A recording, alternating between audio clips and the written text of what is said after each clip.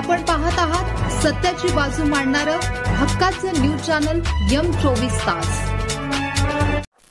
नमस्कार, मी दिलीप मोहिते। M24 तास news चॅनलच्या थेट कव्हरेजमध्ये आपले स्वागत आहे।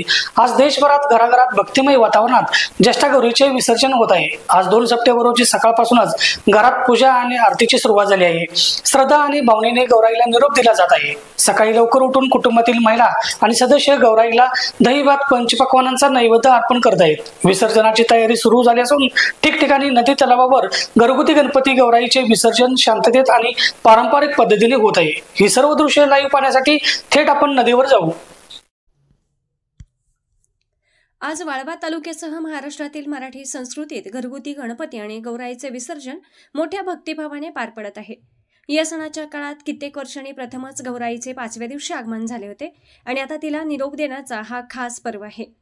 विसर्जन हा एक संकल्प आणि प्रेमाचा सण असून प्रत्येक घरातून देवीला मनोभावे निरोप दिला जातो। यंदा विसर्जनाचा शुभमुहूर्त सकाळी 5:40 ते रात्री 9:50 पर्यंत विसर्जन करता येणार आहे। विसर्जनाच्या दिवशी सकाळी लवकर उठून आंघोळ करून स्वच्छ कपडे घालणे महत्त्वाचे मानले जाते। गौरीच्या विसर्जनापूर्वी घरात पारंपरिक पूजन केले जाते, ज्यामध्ये हळद कुंकू, चंदन, नारळ, सुपारी, फराळ तसेच अगरबत्ती अर्पण करतात। विसर्जन पूजेची सुरुवात गौरीच्या उत्तरपूजेमुळे होते, जिथे देवीला आभार मानून निरोप दिला जातो। घरातील सर्वोत्तम सौभाग्यवती महिलांना 5 थाळींचे वाण दिले जातात, जे देवीच्या विसर्जनाची एक महत्त्वाची परंपरा आहे। विसर्जनानंतर देवीच्या मुखवट्यांवरील दागिने काढून मूर्ती किंवा खड्याच्या गौरीला वाहत्या पाण्यात विसर्जित केले जाते।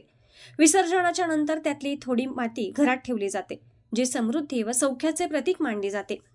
विसर्जन हे गौरीच्या स्वर्गीय निवासस्थानाकडे परतण्याचं प्रतीक मानलं जातं। प्रत्येक भक्त या दिवशी देवीकडे आपल्या मनातील मनोकामना व्यक्त करतो। गौरी गणपती विसर्जन हा केवळ धार्मिक विधी नाही, तर भावनांचा तेवढाच उत्सव आहे, ज्यामध्ये कुटुंबातील सर्व सदस्य मिळून एकमेकांना शुभेच्छा देतात आणि पुढच्या वर्षी लवकर येण्याची प्रार्थना करतात। विसर्जनाच्या वेळी नदी, तलाव या ठिकाणी मोठी गर्दी होत असल्याने स्थानिक प्रशासन व पोलीस बंदोबस्त तसेच वैद्यकीय सुविधांची व्यवस्था केली आहे। कुर्रब पोलिसांनी नागरिकांनी अपघात टाळण्यासाठी शिस्तीने आणि संयमाने वागावे, तसेच सार्वजनिक नियमांचं पालन करावं अशी विनंती केली आहे।